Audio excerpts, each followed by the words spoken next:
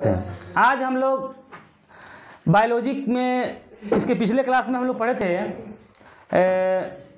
मतलब रीढ़ की हड्डी के आधार पर मतलब जीवों का प्रकार पढ़े थे। रीढ़ की हड्डी के आधार पर जीवों का प्रकार दो प्रकार के होता है, कोडाटा और नॉन कोडाटा।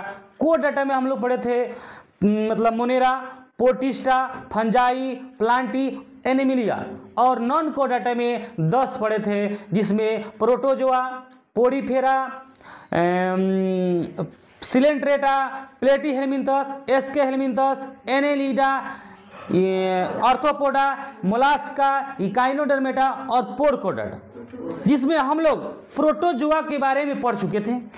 प्रोटोजोआ एक परजीवी है और उस परजीवी से होने वाले रोग के बारे में भी पढ़ चुके थे, जिसमें आया था कालाजार, मलेरिया, उसके बाद पैरिया और उसके बाद में निद्राणु व्याघ्री। ठीक है, इस तरह से हम लोग उसके प्रोटोजोआ से होने वाले रोग के बारे में पढ़े थे। आज हम लोग को पढ़ना है पोडीफेरा। ठीक है, तो मेरे इस क्लास को अंत तक जरूर देखिएगा।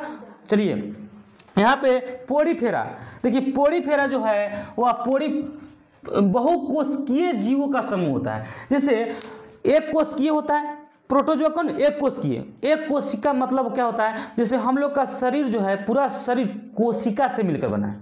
ठीक है, जैसे यह घर ईंट से बना है, उसी तरह हम लोग का शरीर कोशिका से बना है। ठीक है, और बहुत सारे कोशिका के मिलने से ऊतक बनता है। ठीक है, इस तरह से मतलब हमारे शरीर का निर्माण हुआ है, तो हमारे शरीर की सबसे छोटी इकाई कोशिका है।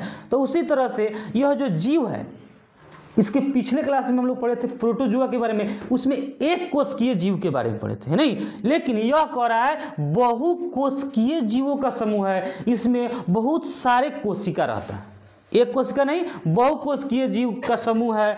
ठीक है, यह जो होता है अधिकांशतः यह समुद्र जल में पाया जाता है। यह जो पोडीफेरा जो है, इसको हिंदी में स्पंज कहते हैं। यह ऐसा जीव है जो यह धरती पर नहीं मिलेगा, समुद्र में ज़्यादातर मिलेगा, समुद्र में। और समुद्र में कौन कौन से जीव जो पोडीफेरा के अंतर्गत आता है, उसी के बारे में हम लोग देखेंगे। समुद्र में कौन ऐसा जीव है, उस जीव का क्या काम है, उसी के बारे में पढ़ेंगे हम लोग। तो यह जो होता है यह द्विलिंगी होता है। द्विलिंगी मतलब जैसे एक लिंग नहीं, यह द्विलिंगी होता है। अगर आपसे पूछा जाए पोडीफेरा कै लिंगी, तो द्विलिंगी। बहुकोशिकीय की एक कोशिकीय, तो बहुकोशिकीय। ठीक है, आगे जैसे उदाहरण में आ जाइए साइकन। ठीक है, हम लोग उदाहरण में पढ़े थे इसके पिछले क्लास में कि पोडीफेरा का कौन सा साइकन उदाहरण पढ़े थे। तो साइकन जो होता है यह एक साधारण स्पंज होते हैं। यह एक साधारण स्पंज एक प्रकार का जीव है। ठीक है, अगला उदाहरण है यूस्पाजिला। यूस्पाजिला, तो इसका उदाहरण याद रखना बहुत जरूरी है। पोडीफेरा का उदाहरण पूछता है, परीक्षा में पूछेगा यूस्पाजिला चाहे साइकन किसका उदाहरण है। यूस्पाजिला किसका उदाहरण है, पोडीफेरा का।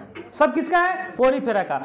साइकन पोडीफेरा का उदाहरण है, यूस्पाजिला पोडीफेरा का उदाहरण है। अब देखिए यूस्पाजिला क्या होता है, यह मीठे पानी में पाया जाता है। यह मीठे पानी में पाया जाता है। इसे स्नान स्पंज कहा जाता है। इसे स्नान करने में इसका प्रयोग किया जाता है। माने स्नान करने में इस पाजिला का प्रयोग किया जाता है, इसे स्नान स्पंज कहा जाता है। तो इस पाजिला क्या है, इस पाजिला पोडीफेरा का एक समूह का एक जीव है। उसके बाद में साइकन भी। ठीक है, यह पोडीफेरा का उदाहरण है। ठीक है, अगला यूप्लेक्टला। यूप्लेक्टला का नाम सुने, यूप्लेक्टला। इसे वीनस की फूलों की डालियाँ या वीनस के पुष्प की मंजूषा कहा जाता है। अब परीक्षा में पूछेगा आपको वीनस की पुष्प की मंजूषा किसे कहा जाता है, तो यूप्लेक्टला को वीनस के पुष्प की मंजूषा कहा जाता है।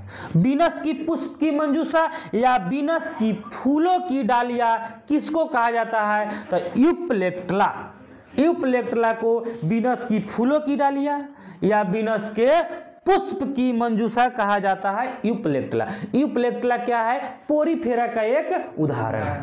यूप्लेक्टला क्या है? पोरीफेरा का एक उदाहरण है। आगे इसका प्रयोग है, यूप्लेक्टला का प्रयोग जापान एक देश है, वहाँ पे उपहार के लिए किया जाता है। जैसे मान लेते हैं शादी ब्याह में लोग उपहार देने जाता है ना, तो वहाँ के लोग इसे यूप्लेक्टला के मतलब इसको ऐसा मतलब होता है कि उसको लोग उपहार देने के प्रयोग करते हैं। ठीक है, उपहार देने में किसका प्रयोग किया जाता है? यूप्लेक्टला का। कहाँ पे? जापान में। जापान में यूप्लेक्टला को उपहार देने के प्रयोग में किया जाता है। ठीक है, अगला है सुक्ति या मुक्ति सुक्ति। मुक्ति सुक्ति यह विष का स्राव करता है, जहर। यह जहर का स्राव करने वाला स्पंज होता है। तो जहर का स्राव करने वाला स्पंज कौन सा होता है? मुक्ति सुक्ति। मुक्ति सुक्ति। मुक्ति सुक्ति विष का स्राव करने वाला। पुष्प की बीनस की पुष्पों की डालियां या बीनस की मंजूषा किसे कहा जाता है? यूप्लेक्टला को। यह सब किसका उदाहरण है? पोरीफेरा। किसका उदाहरण है? पोरीफेरा। एक बार फिर से रिवीजन करते हैं। ठीक है, आप लोगों से पूछते हैं। ठीक है, पुष्प की मंजूषा किसे कहा जाता है? यूप्लेक्टला को। पुष्प की मंजूषा यूप्लेक्टला। अच्छा, विष श्राव करने वाला मुक्ति सुक्ति। विष को श्राव करने वाला मुक्ति सुक्ति। ठीक है, और इस पाजिला किसका उदाहरण है? पोरीफेरा। यह सब जो है पोरीफेरा का उदाहरण है। एक बार इस पाजिला, साइकन, यूप्लेक्टला और सुक्ति, मुक्ति सुक्ति, यह सब पोरीफेरा का नहीं। सिलेंट्रेटा देखिए, वही जो दसू के बारे में ना, दसू के बारे में पूरे डिटेल से पढ़ना है। ठीक है, तो पोरीफेरा पढ़ लिया। पोरीफेरा के बाद में पढ़ेंगे सिलेंट्रेटा। देखिए, इसको पढ़ेंगे सिलेंट्रेटा। सिलेंट्रेटा में एक आता है हाइड्रा। ठीक है, नहीं बोलिएगा हाइड्रा। यह हाइड्रा जो है, देखिएगा यहाँ हाइड्रा, यह हाइड्रा इसी तरह का होता है। समुद्र में जब जाइएगा ना तो इस तरह का बहुत सारा मिलेगा। एक बार हम जब गए थे समुद्र के किनारे, तो उसमें हम लोग घूम रहे थे, तो उसमें क्या था ना, एक ऐसा जीव मतलब एक खर था, खर टाइप का था। ठीक है, अब उसमें हम लोग उंगली लगाए, उंगली दाब लिया। तो मतलब ऐसे दाब रहा था ना, तो उंगली जब खींच लिए तो जीव है, वो खर नहीं था, वो जीव था। तो हम लोग कहा कि वो कलम निकाल के और उसमें लगा कलम वो पकड़ लिया। खर टाइप था, बुझाएगा नहीं कि आप कोई जीव है, अब खर है। वो सब समुद्र में पाया जाता है। तो उसी तरह हाइड्रा जो देख रहे हैं ना, इसमें चारों तरफ से इसी तरह था, चारों तरफ से मतलब यह मतलब डाली निकला हुआ था। ठीक है, जब भी उंगली लगाते हैं वो उसको पकड़ लिया, जीव था। ठीक है, इसलिए समुद्र में ऐसा जीव पाएगा, बुझाएगा कि खर पतवार है, पेड़ पौधा है। ठीक है, लेकिन वह जीव होता है। उसी तरह सिलेंट्रेटा है। सिलेंट्रेटा में हाइड्रा, सिलेंट्रेटा में उदाहरण आता है हाइड्रा।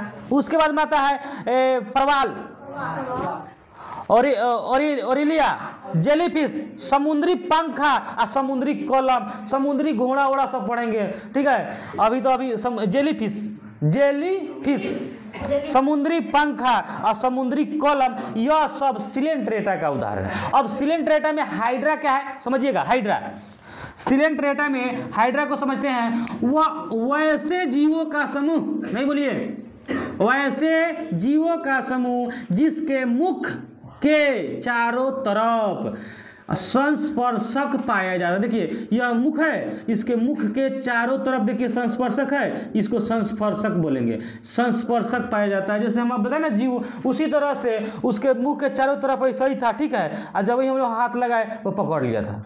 ठीक है, तो यह जीव है एक प्रकार का हाइड्रा। ठीक है, इसके मुंह के चारों तरफ संस्पर्शक पाया जाता है। यह ऐसा जीव है जिसमें तंत्रिका तंत्र पाया जाता है। देखिए, हम लोग के शरीर में तंत्रिका तंत्र पाया जाता है और तभी हम लोग का दिमाग होता है। तंत्रिका तंत्र में ही दिमाग होता है। ठीक है, तो तंत्रिका तंत्र होता है लेकिन इसके पास दिमाग नहीं होता है। यह आदमी के जैसा सोच नहीं सकता है। तो तंत्रिका तंत्र किस में होता है? हाइड्रा में होता है, लेकिन उसके पास दिमाग नहीं होता। हाइड्रा समुद्री जल में मीठे जल में पाया जाता है। मीठे जल में पाया जाता है। यह अमर होता है, जल्दी मरता नहीं है।